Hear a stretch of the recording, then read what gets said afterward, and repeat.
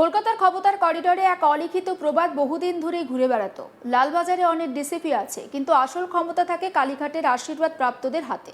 আর সেই প্রবাদকে যেন জীবন্ত করে তুলেছিলেন ডিসিপি শান্তনু সিনহা বিশ্বাস। তিনি শুধু একজন পুলিশ অফিসার ছিলেন না, তিনি ছিলেন এক রাজনৈতিক যুগের প্রতীক। এমন এক যুগ যেখানে আইনের বইয়ের চেয়ে যোগাযোগের ডায়েরি বেশি কার্যকর, যেখানে ট্রান্সফারের নোটিফিকেশন বেরোনোর আগে দেখা হতো কার ফোন এসেছে, আর যেখানে থানার ওসি হওয়ার জন্য যোগ্যতার চেয়ে বেশি জরুরি ছিল দিদির লোক হওয়া।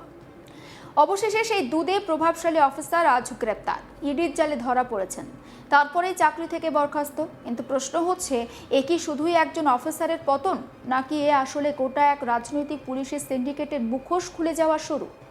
কারণ শান্তনু সিনহা বিশ্বাসের গল্প কোনো সাধারণ পুলিশ অফিসারের গল্প নয়, এটা সেই বাংলার গল্প যেখানে একজন সাব ইন্সপেক্টর ধাপে ধাপে এমন এক ক্ষমতার কেন্দ্রে পৌঁছে যান যেখানে নির্বাচন কমিশনের নির্দেশও কার্যকর হয় না, যেখানে পুলিশ কমিশনারের বদলির তালিকা পর্যন্ত বদলে যায় তার পছন্দ মতো, যেখানে একজন সার্জেন্ট ট্রাফিক আইন প্রয়োগ করার অপরাধে বদলি হয়ে যান কারণ আইন ভেঙেছিলেন ডিসিপির ছেলে। এই রাজ্যে সাধারণ মানুষ ট্রাফিক আইন ভাঙলে ফাইন দেন, কিন্তু ক্ষমতাবানদের সন্তান আইন ভাঙলে বদলি হয় পুলিশ কর্মী। এটাই কি সেই মাটি মানুষের প্রশাসনিক সংস্কৃতি? শান্তনু সিনহা বিশ্বাসের বিরুদ্ধে অভিযোগের তালিকা এতটা দীর্ঘ যে তা পড়তে গেলে মনে হয় যেন কোনো রাজনৈতিক থ্রিলারের স্ক্রিপ্ট পড়া হচ্ছে। বালি পাচার, এনআরআই অ্যাডমিশন র্যাকেট, জমি দখল, পোস্টিং বাণিজ্য কি নেই সেখানে? অথচ আশ্চর্যের বিষয়, এত অভিযোগের পরও বছরের পর বছর তিনি শুধু বহাল তবিয়তেই ছিলেন না, বরং আরও শক্তিশালী হয়েছেন। কেন? কারণ বাংলার প্রশাসনের এখন সবথেকে বড় যোগ্যতা সততা নয়, আনুগত্য।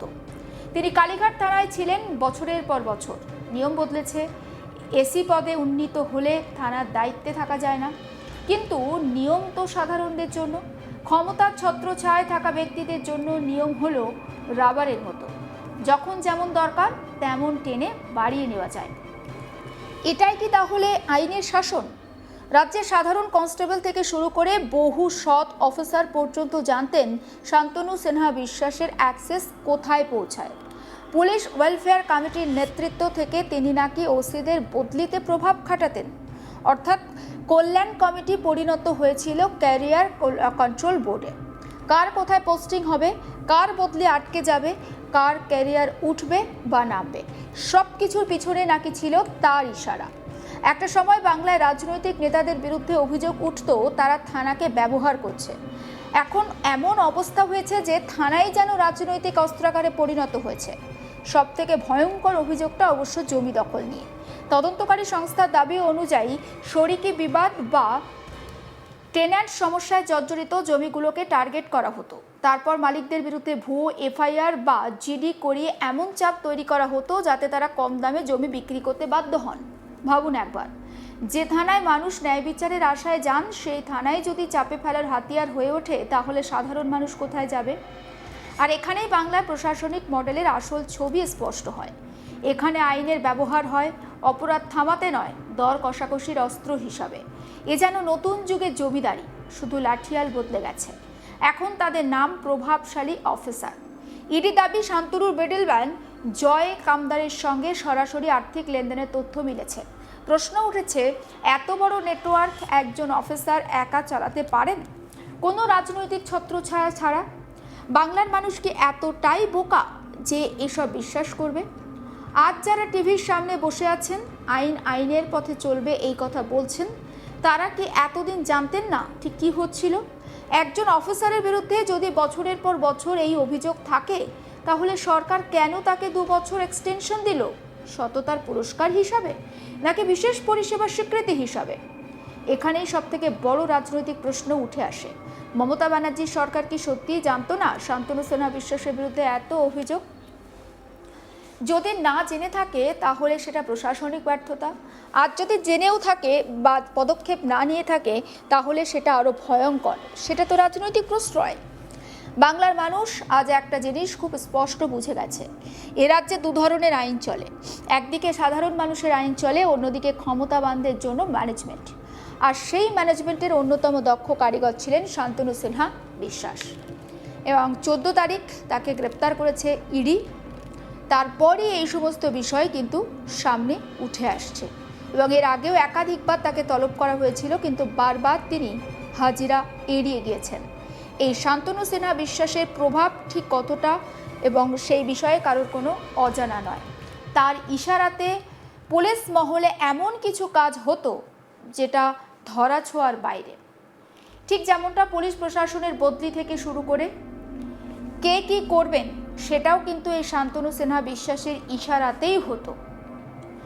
কার কোথায় পোস্টিং হবে সেই বিষয়টাও ঠিক করতেন এই শান্তনু সিনহা বিশ্বাস। কালীঘাটের খুব পছন্দের ছিলেন শান্তনু সিনহা বিশ্বাস। আর তিনি গ্রেপ্তার হতেই প্রশ্ন উঠতে শুরু করেছে, এটাই কি সেই মা মাটি মানুষের প্রশাসনিক সংস্কৃতি? শান্তনু সিনহা বিশ্বাসের বিরুদ্ধে অভিযোগের তালিকা এতটা দীর্ঘ যে তা বলতে গেলে বা পড়তে গেলে আপনার মনে হতে পারে কোনো রাজনৈতিক থ্রিলারের স্ক্রিপ্ট পড়ছি। বালি পাচার থেকে এনআরআই অ্যাডমিশন, র্যাকেট, জমি দখল, পোস্টিং বাণিজ্য, কি নেই সেখানে।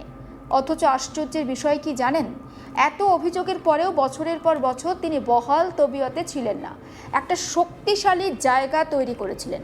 কিন্তু কেন? কারণ বাংলার প্রশাসনে এখন সবচেয়ে বড় হচ্ছে যোগ্যতা, সততা নয়, আনুগত্য।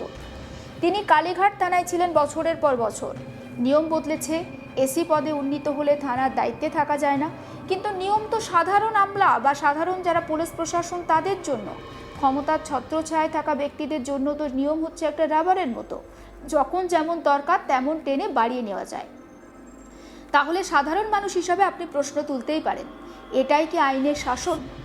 রাজ্যের সাধারণ কনস্টেবল থেকে শুরু করে বহু সৎ অফিসার পর্যন্ত জানতেন শান্তনু সিনহা বিশ্বাসের অ্যাক্সেস ঠিক কোথায় পৌঁছায়। পুলিশ ওয়েলফেয়ার কমিটির নেতৃত্বে থেকেও তিনি নাকি ওসিদের বদলিতে প্রভাব খাটাতেন, অর্থাৎ কল্যাণ কমিটি পরিণত হয়েছিল ক্যারিয়ার কন্ট্রোল বোর্ডে। কার কোথায় পোস্টিং হবে, কার বদলি আটকে যাবে, কার ক্যারিয়ার উঠবে বা নামবে, সব কিছুর পিছনে ছিল এই শান্তনু সিনহা বিশ্বাসের ইশারা। একটা সময় বাংলা রাজনৈতিক নেতাদের বিরুদ্ধে অভিযোগ উঠত তারা থানাকে ব্যবহার করছে। এখন অবস্থা এমন হয়েছে যে থানায় যেন রাজনৈতিক অস্ত্রাগারে পরিণত হয়েছে। সব থেকে ভয়ঙ্কর অভিযোগটা অবশ্য জমি দখল নিয়ে। তদন্তকারী সংস্থার দাবি অনুযায়ী শরিকি বিবাদ বা যে সমস্ত জমি নিয়ে কোনো সমস্যা ছিল সেই জমিগুলোকে টার্গেট করা হতো।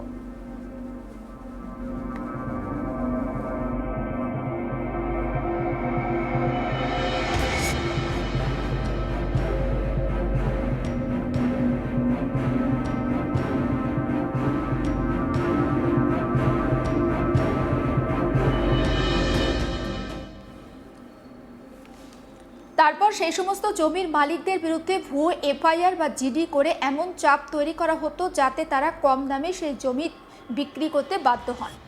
ভাবুন একবার, যে থানায় মানুষ ন্যায় বিচারের জন্য যায় সেই থানায় যদি চাপে ফেলার হাতিয়ার হয়ে ওঠে, তাহলে আমজনতা যাবে কোথায়? সমস্ত আপডেট পৌঁছে দেবো আপনাদের কাছে। নজর রাখুন আজ তাক বাংলা, সাবস্ক্রাইব করতে ভুলবেন না।